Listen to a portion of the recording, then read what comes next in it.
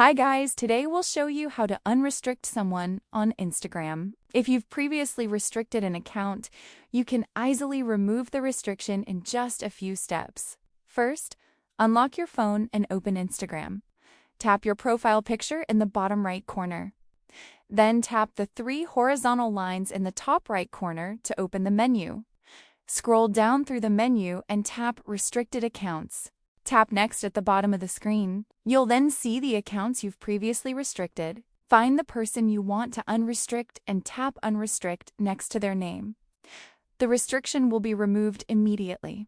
Alternatively, you can tap their name to open their profile. If the Unrestrict option appears on their profile, tap it to remove the restriction. And that's how you can easily unrestrict someone on Instagram. Once you tap Unrestrict, the restriction will be removed from that account.